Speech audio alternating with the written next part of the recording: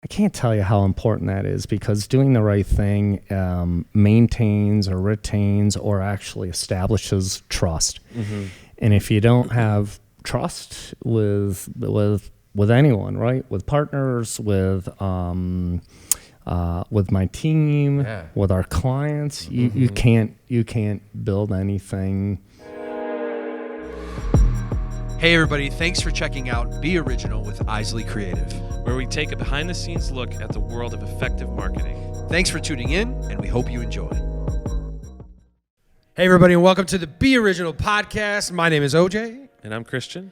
And we are really excited to have a very good friend and very close business partner, Mark Mohr. He's a second-generation owner of Studio North, an integrated marketing firm.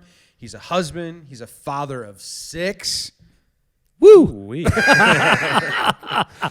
passionate about life, leadership, and doing it all with a purpose. We're really excited to have Mark Mohr here. Welcome, Mark.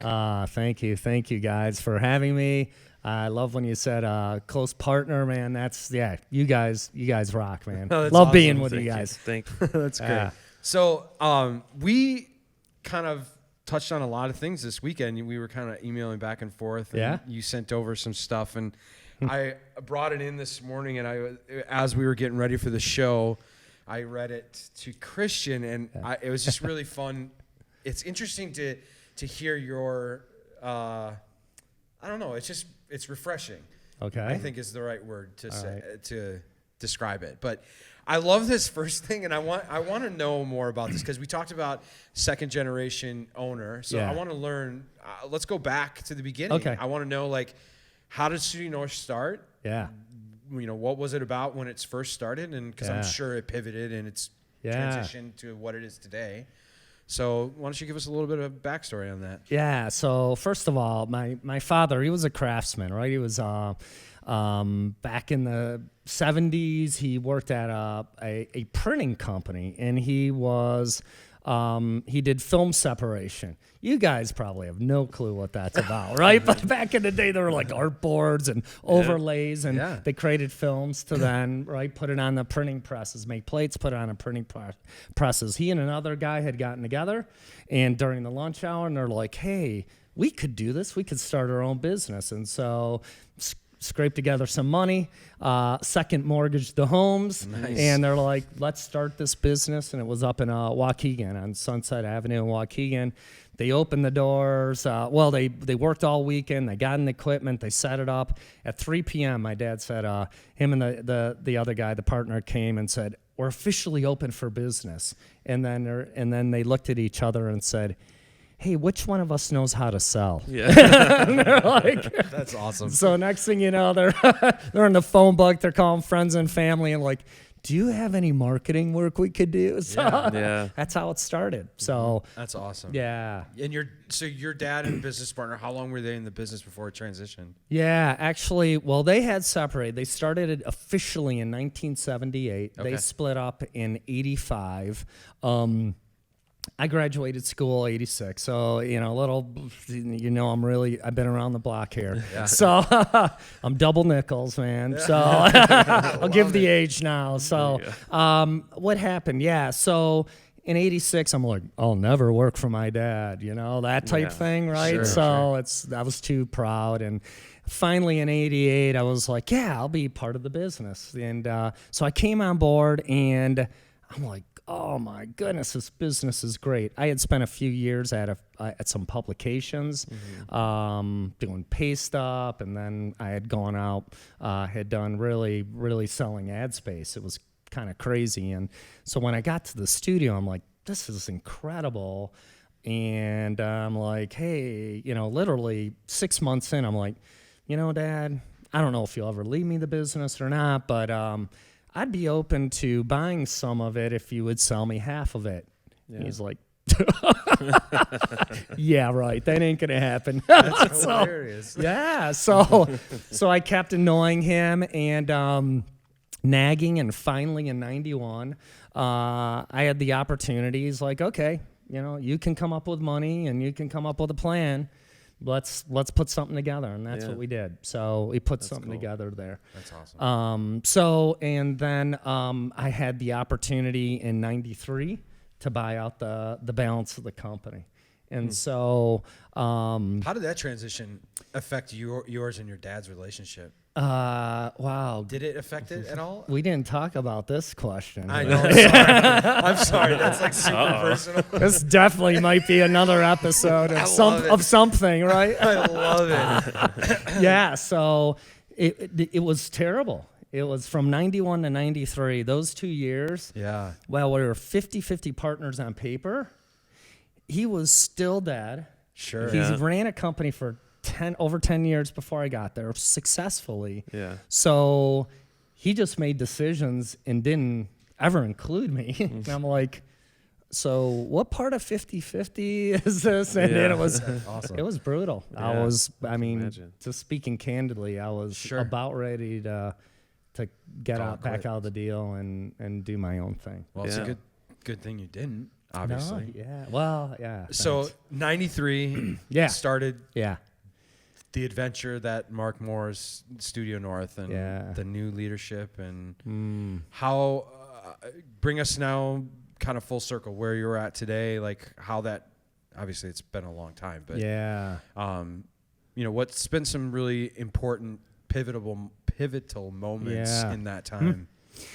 Yeah, actually, back at that particular time, right, it was, when I signed the deal and had bought out the balance of the company, my dad's like, yep, there you have it. You want it all? You got it all.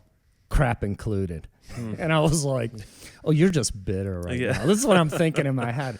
But it haunted me, man, this crap included, right? I'm like, what does that really mean? Well, how long did it take you? Yeah, actually, it took me a while. Well, the subsequent 2 years, I almost single-handedly, I almost tanked the company. I lost, in addition to being like insanely in debt, and hopefully my wife isn't listening to this because I never really told her how much in debt we really were. I love that. So the subsequent 2 years, I literally, we lost another $1 million.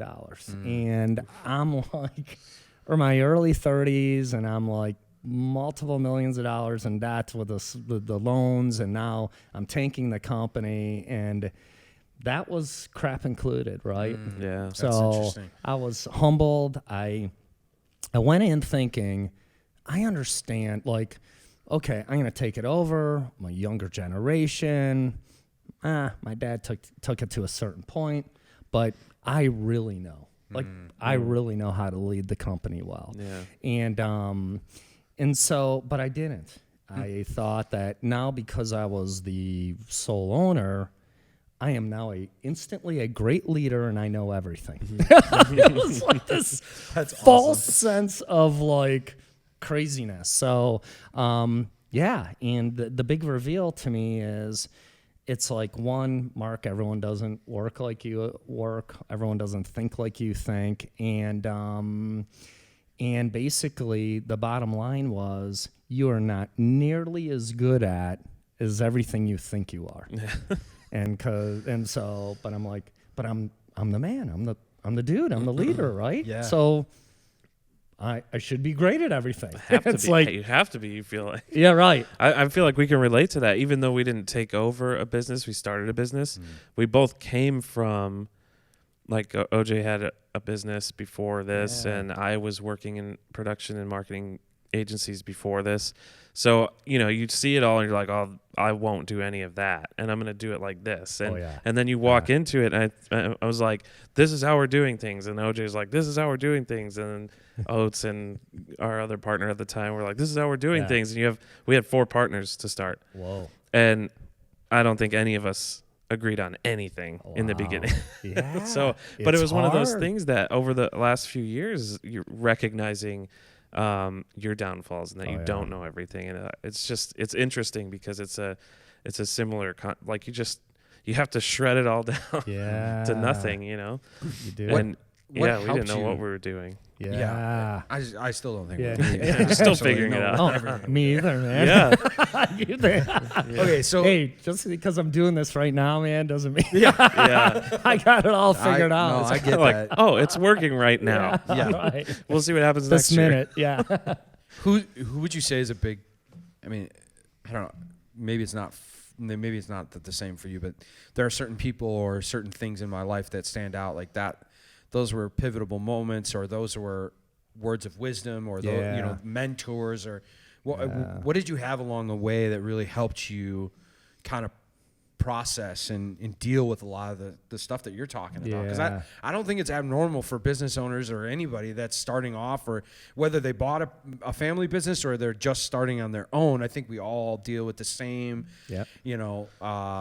inadequacies and thinking that we know everything and we have everything. What were some of the things that drove or pulled you through those times?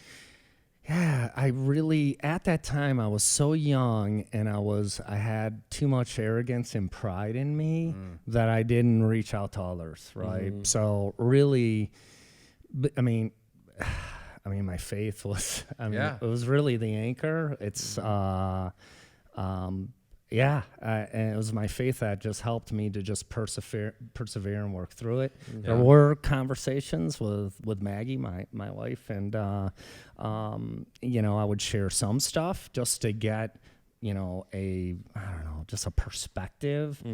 But I was just far too far too prideful to have influences of others. So that's interesting. So you brought up faith, and I think it's really important for us to touch on this too. I mean, obviously, we mentioned earlier, like, you have 6 kids. Yeah.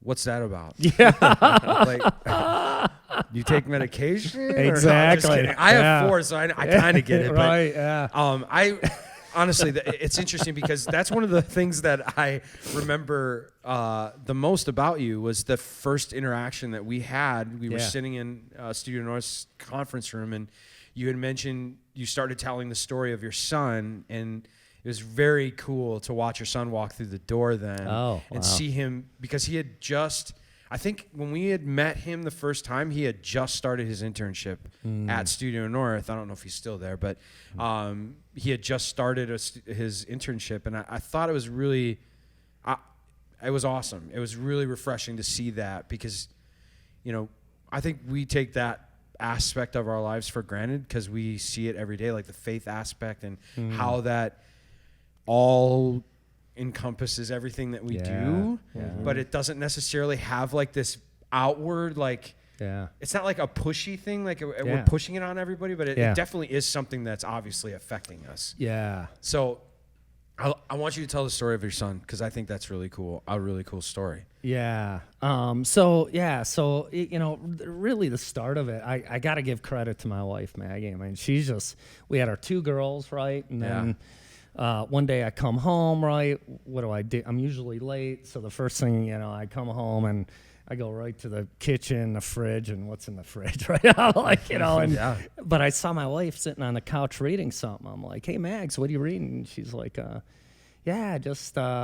she's like, I got a question for you. And I'm like, yeah, what? And she's like, do you want to, keep growing the family, having more kids and stuff like that? And I'm like, hey, what?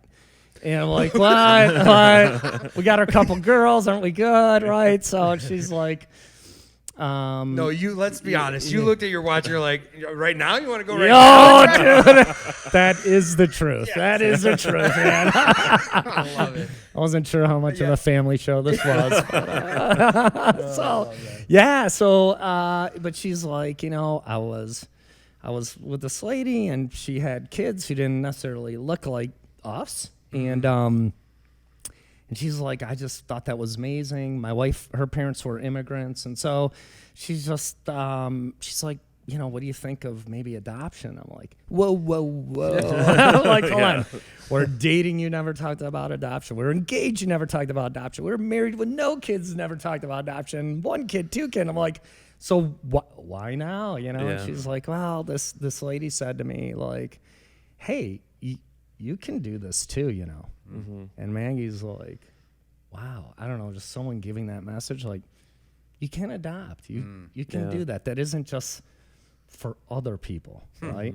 So that's good. Yeah. So anyhow, I was like, whoa, I don't know. I need to think about this. And next morning I'm driving into work, and it kept hitting me like, why would I say no to kids who need a home? Yeah. Right? No, absolutely. Like, why would I say no to that? Yeah. So I called her up, and so it went from 1 to 2 to 3 to 4, and so Now, were they adopted good stateside? question.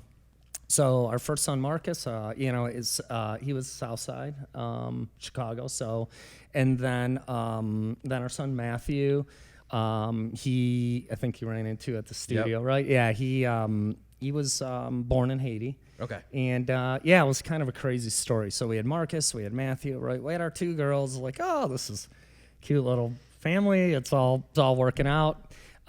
Within the same weekend after we had gotten, just Matthew, but the birth mother of Marcus and the birth mother from Haiti actually both reached out, said they were pregnant.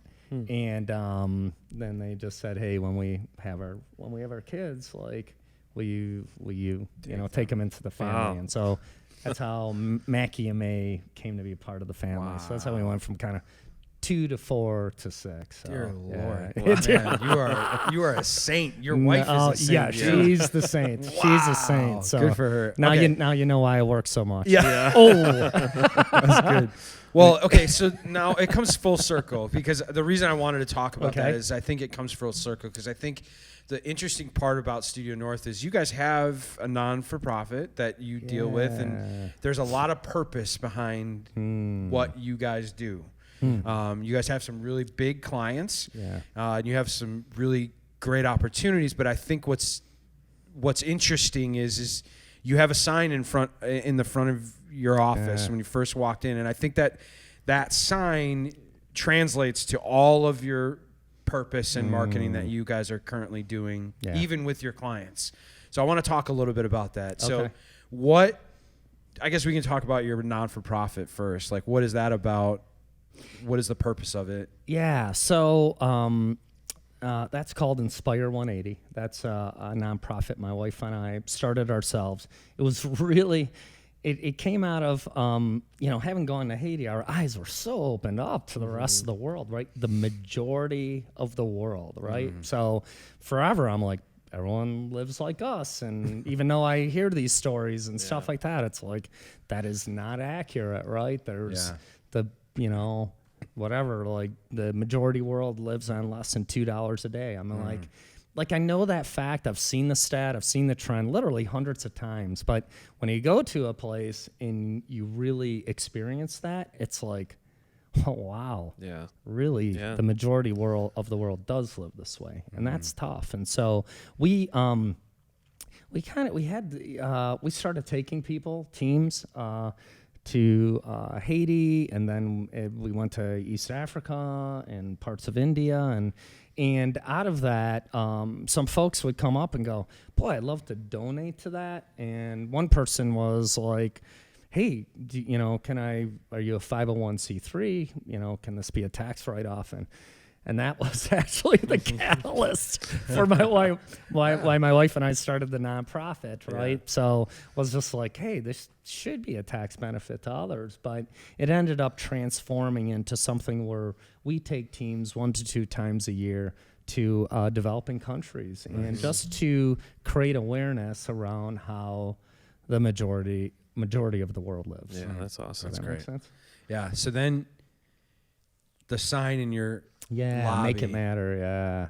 So I just feel like the whole reason I we're talking so much about your backstory is because I feel like there's, like I said, there's this line that is drawn in your story and how you've come to where you're at today, and it's really important, I think, because your messaging is impacted by it, like how you present, even for your clients, how you pitch your clients, and how the stuff that you're actually putting out to their audiences, it still is in that same line that And I guess what does that saying come from, and why is that important to you guys? Yeah, that's a great question. A few years back, our team got together and wanted us to just relook at just our brand and our messaging, and a lot was around just what's the DNA of the studio, right? Mm-hmm. What's our wiring, and if you look at the people, right, that are part of our company,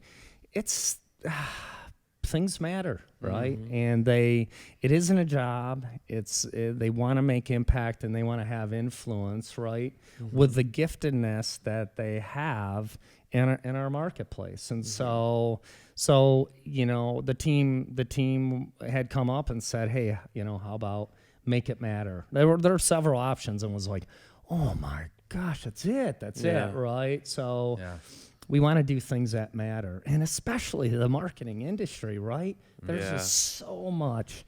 There's a deluge of just stuff out there. Yeah. And it's just like, it's crazy. Everywhere, right? It's like, how many marketing messages do you see in the day? They're in like thousands or 10,000 or something. It's insane. It's like, wow, I want us to be that agency that whatever we create really does matter. Yeah. It does make a difference. It does something. It's influential. It impacts, and we look for clients who want to do stuff that matters, right? Yeah. Right. Whether it's in tech or healthcare or anything, any category, right? It's like we want to be a part of that. So it really brings the humanity into it, because I feel like the corporate world can get so detached, especially in marketing. Yeah. It's like people are numbers, people respond this way, you do this happens, you do this happens. And you lose the humanity of the people that you're trying to connect with. Yeah. And I think most businesses are trying to help solve a problem in some way, right? Mm-hmm. And that problem is created by the humanity, our daily lives and the things we deal with, the things we live in. And so it was really cool when I came into the office the first time and saw that. And then since we've worked with you guys to be able to see that continued message throughout everything. So it's always, I hear Eric Pound is here. He's a producer. EP. Oh, he's an alumni. He's an alumni. He was on He's an original alumni. Season 3. Yeah, there you go. But I hear him say it all the time. Almost every shoot we do is making moments that matter, making it matter, making this matter. Like it always comes down to it, and it's really cool because you see that consistency throughout your organization. Like everybody is on the same pathway of bringing that humanity back into everything that you do. It's just super encouraging for us because we've always felt that way. It just didn't know necessarily how to put it into words. I mean, I think one of our first core values was human connection. I was just going to say that. I think the big thing is the human connection part of it. And it's not always, we talked about this on a previous podcast that we recorded, how it just gets inundated with junk, like everything, like our phones everything's just inundated with just garbage. But then you see like these moments that happen on social media, and the unfortunate part is the most evident of times is when it's tragedy. When tragedy hits, all of a sudden we've turned into this.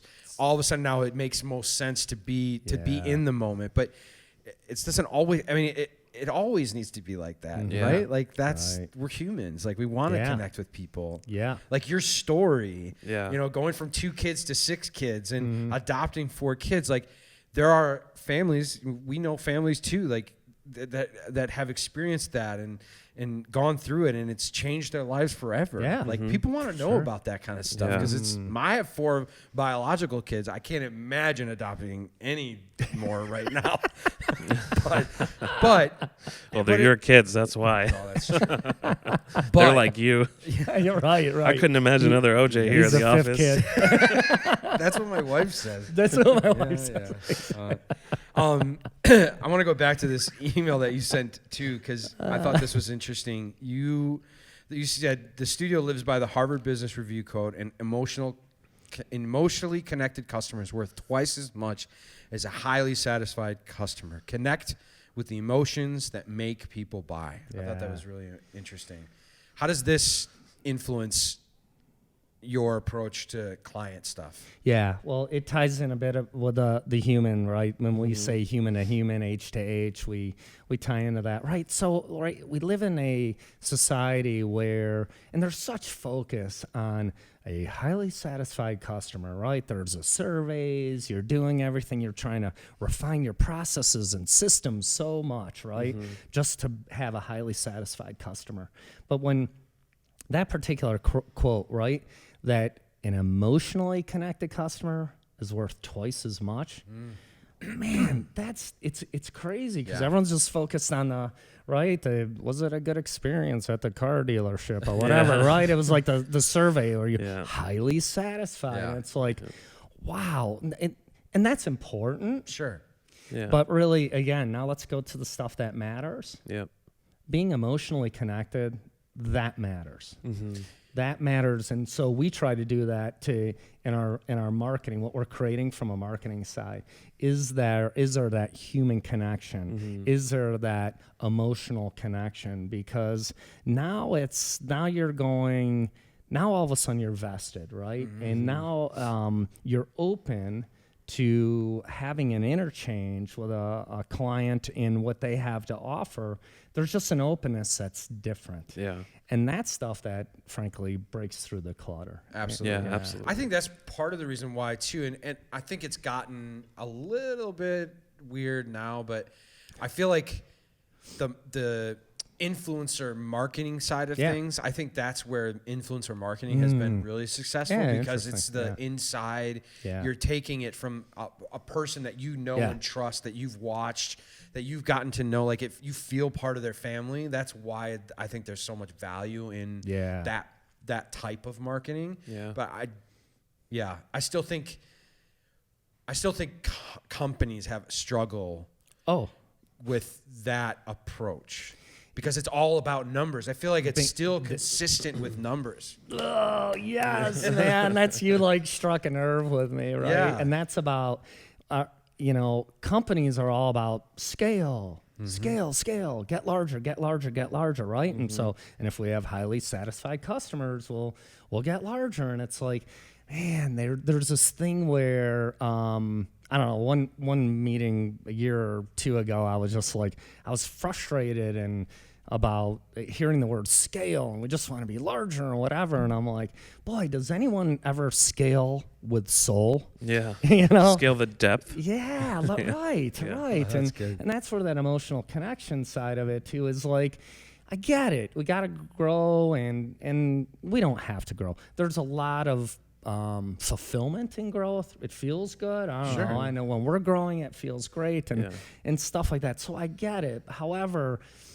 all of a sudden that just becomes like the ultimate, right, carrot of just grow.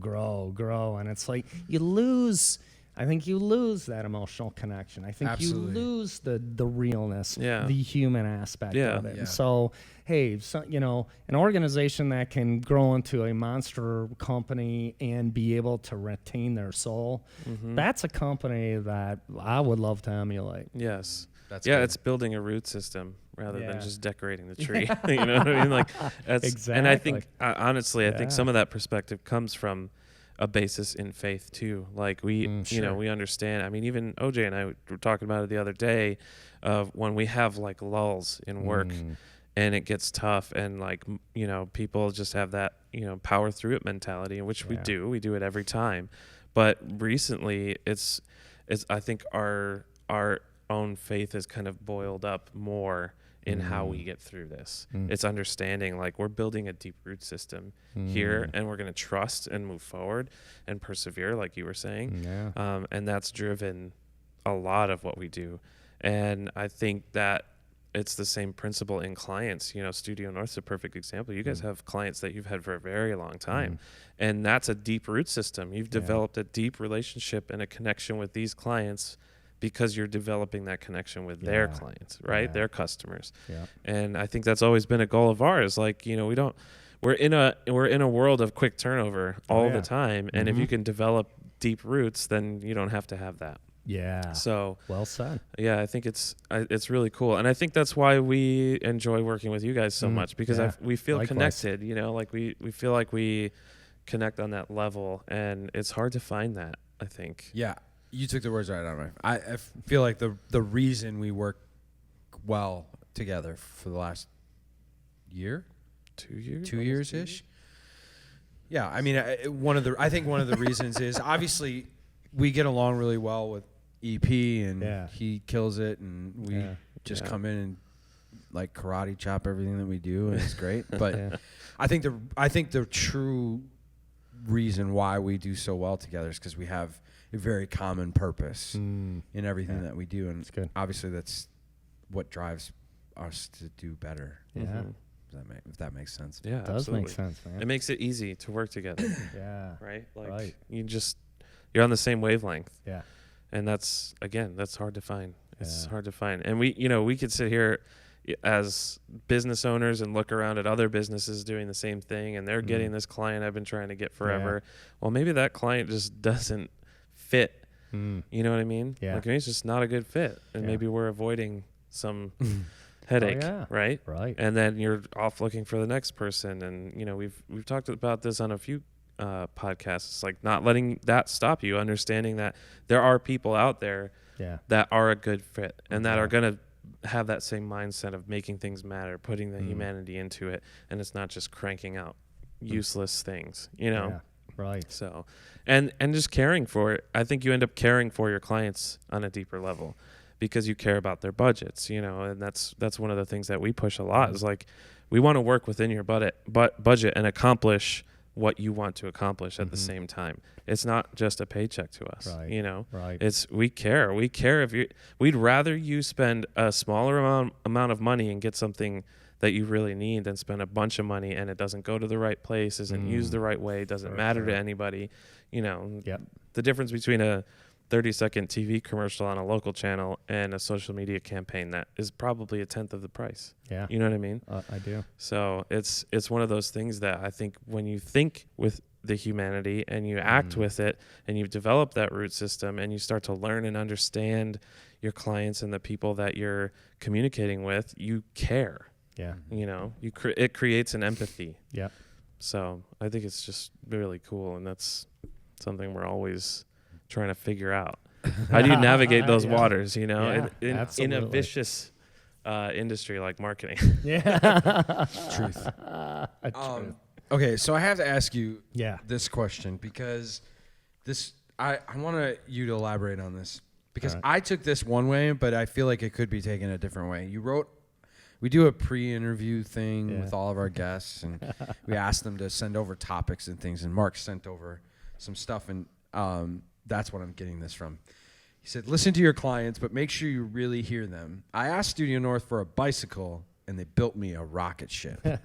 Can you elaborate on that a little bit? Because I feel like it could be taken two different ways, but I want to know what your thought is on that. Yeah, no, that's it's the humble way for sure. So what we do is we hire a third-party organization to periodically reach out to our clients and make sure that they're satisfied with us or help us to be aware of how to improve as an agency. And so, and they ask several there's categories, right? And different attributes around it. And one is about listening. And it was like, hey, how would you rank the studio in regards to really, listening? And they're like, they listen well, but I'm not sure if they really hear me all the time. I was like, oh, wow, that's rough, right? That's rough. And the person said, well, can you give me an example? And they're like, well, there was a project that, I wanted like X, and like they made it so much more. And they're like, wow, isn't that great? And he's like, no. He goes, interesting. I really just needed a bicycle. Yeah. And they gave me a rocket ship. And it's like the rocket ship is just too much. And then if I have to do stuff to revise it in the future, it's going to be a lot more to do and whatever. And it's like, again, they listened to my need, but they really didn't just hear me. And I was like, oof. So that was just a lesson learned. That's an interesting thing because Christian and I talk about this a lot. We come across some different individuals sometimes in our travels, and even with clients. That's one of the things that we talk about. It's like a characteristic trait now that we actually reference to people, because it's like you're talking to them, but I don't think they're here. Like, I don't think they're listening. Yeah. It's not like active. I think, isn't that what it's called? Active listening? Yeah, it is. It's not active listening. Like, they can hear you just like I can hear anything that's happening in the room. Yeah. Right. But to really understand and take it in and really like know what you're wanting. Yeah. I mean, that's, it seems like such a simple concept to really do, but it can be very difficult. Yeah. Especially when you got a bunch of creatives in the mix who are like, well, I have a better way to do this, or I've come up with something way cooler and way grander. That's something that I deal with all the time. Yeah, but to your point, that's exactly what it became more about us and what we wanted to do. Yep. Right. That's interesting. Yeah. That's what it is. I mean, was it like bad? I mean, this is a great client. So sure. Yeah, and they're good, and I love their just openness and candidness. And it's like, you know, I think you'd rather them be that way than not be that way, and then you guys just keep doing it. And it's like, and it causes a friction. It causes friction. Causes friction. Yeah, totally. So that's what I was saying. He was asking me, "What do you think Mark meant by this quote?" And I was like, "Well, you know,